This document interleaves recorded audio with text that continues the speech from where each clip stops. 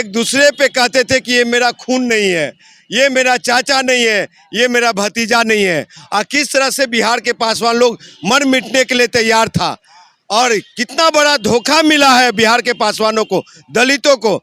आज देखिए कहाँ चले गए, संघ भाजपा के गोद में इन्हीं के नाम ले रहे हैं ना, जो कहते हैं समृद्ध दलितों को आरक्षण छोड़ देना चाहिए।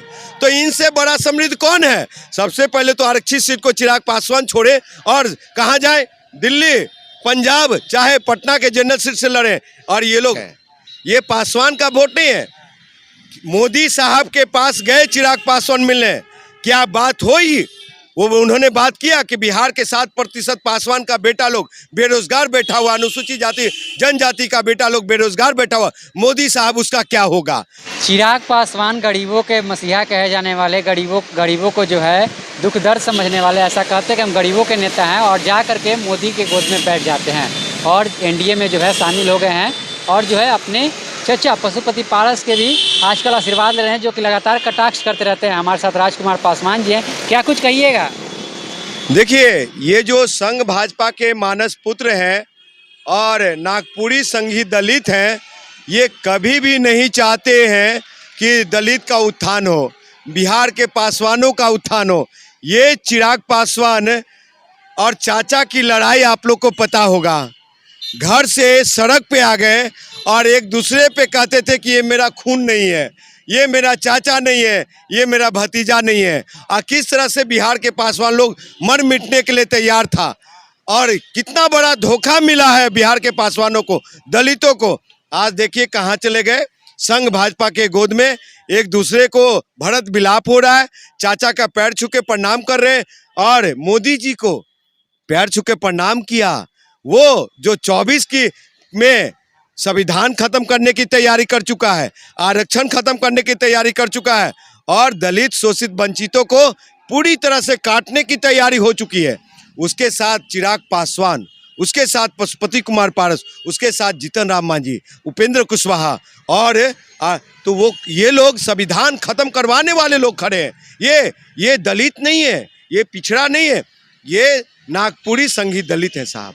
तो आपको बता दूं कि ये लोग को इन लोग की राजनीति है वाई सुरक्षा, वाई प्लस, जेड सुरक्षा, जेड प्लस की।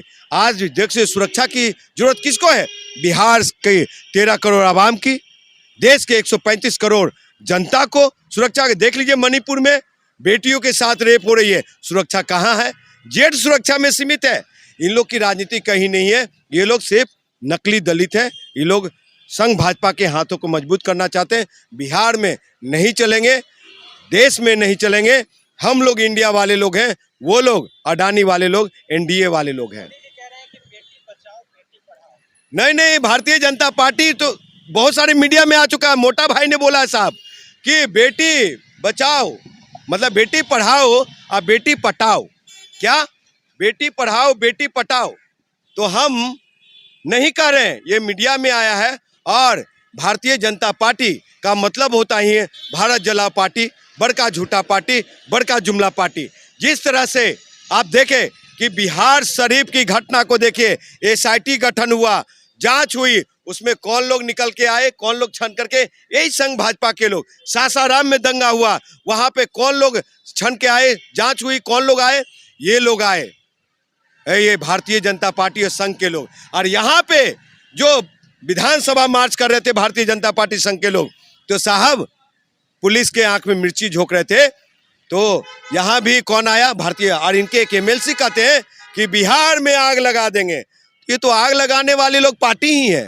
चिराग पासवान कहते थे कि जितना पासवान का वोट बैंक है हमारे पास है। अब लगता है कि एनडीए में जाने के बाद उनके पास वोट बैंक बचा हुआ पासवान जी। जितना वोट है उनके पास, उनके परिवार का वोट है, ये पासवान का वोट नहीं है। मोदी साहब के पास गए चिराग पासवान मिलने, क्या बात हुई? वो उन्होंने बात किया कि बिहार के 7% पासवान का बेटा लोग बेरोजगार बैठा हुआ, अनुसूचित जाति जनजाति का बेटा लोग बेरोजगार बैठा हुआ, मोदी साहब उसका क्या होगा?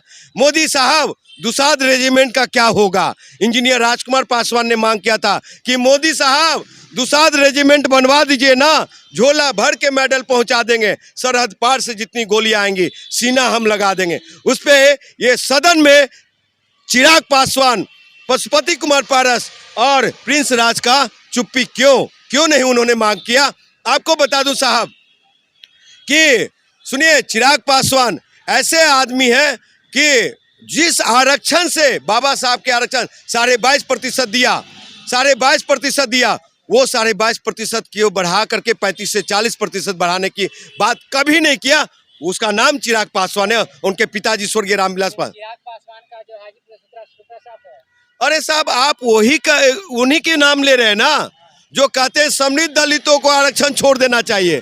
तो इनसे बड़ा समृद्ध कौन है? सबसे पहले तो आरक्षित सीट को चिराग पासवान छोड़े और कहाँ जाए? दिल्ली, पंजाब, चाहे पटना के जनरल सीट से लड़े। और ये लोग समृद्ध दलित है तो जनरल सीट छोड़ करके आरक्षित सीट छोड़कर जनरल सीट से लड़े ना, है ताकत। इन्हीं के पिताजी है ना जिन्होंने कहा कि दलित का बेटा, अनुसूचित जाति का बेटा, दुसाध का बेटा, चमार का बेटा, मुसर का बेटा हल चला सकता, रिक्शा चला सकता, मजदूरी कर सकता, खेत में काम, लेकिन ब्राह्मण का बेटा हल रिक्शा नहीं चला सकता, मजदूरी नहीं कर सकता। इसलिए उन लोग को 10% आरक्षण दिया जाना चाहिए। आज ईडब्ल्यूएस का फायदा कौन ले रहा है? ब्राह्मण समाज का बेटा, स्वर्ण जाति का बेटा। उसके लिए मुझे विरोधाभास नहीं है। आपने दिया तो जो हमारी बाबा साहब के दिए हुए संवैधानिक अधिकार 22.5% आरक्षण, उसको बढ़ा के 35 से 40% करने का अभी तक मांग क्यों नहीं? इस सदन में बैठा हुआ 131 दलित सांसद लोग क्या हिजड़े हैं, नपुंसक हैं? क्या हाथ में चूड़ी पहन रखे हैं? मोदी के सामने बोलने में डर लगता है। मैं जब आपके चैनल के माध्यम से बोल रहा हूँ तो मोदी के चिराग पासवान हाजीपुर से, सुनिए, ये जमुई से हार मान चुके हैं साहब, अब ये हाजीपुर आ रहे हैं। तो हाजीपुर में इंजीनियर राजकुमार पासवान 2014 के लोकसभा चुनाव में आम आदमी पार्टी के टिकट पे रामविलास पासवान जी को मुंहतोड़ जवाब दिया। 19 में पशुपति कुमार पारस जी को मुंहतोड़ जवाब दिया हमने। तो आपको बता दूं कि ये नहीं चलने वाले, हम इनको हरा के भेजेंगे। अगर महागठबंधन के लोग हमारी ताकत को पहचाना, हमारी पिछले बार तीसरे पोजीशन ताकत को पहचाना और अभी के वर्तमान ताकत को पहचाना, तो जिस समय 77 में जेपी साहब ने, जयप्रकाश नारायण ने कहा था, जेपी साहब ने कहा था कि अगर इंदिरा के पास राम है तो मेरे पास भी रामविलास है। इस आह्वान पे वैशाली के हाजीपुर की जनताओं ने गिनीज बुक ऑफ रिकॉर्ड दिया। उसी तरह से अगर महागठबंधन के बिहार के माननीय नीतीश कुमार जी कहे कि अगर ये भाजपा के पास, एनडीए के पास, मोदी के पास अगर चिराग है तो मेरे पास भी राजकुमार है। और राजकुमार पासवान, चिराग पासवान चाहे उनके परिवार के खिलाफ मैं पीठ ठोक के भेज रहा हूं। तो इस बार गिनीज बुक ऑफ रिकॉर्ड कायम होगा राजकुमार पासवान के नाम। Chirag Paswan Guinness Book of Record से हार करके और दिल्ली और पंजाब जाएंगे। चाचा जाएंगे खगड़िया और शहर बन्नी।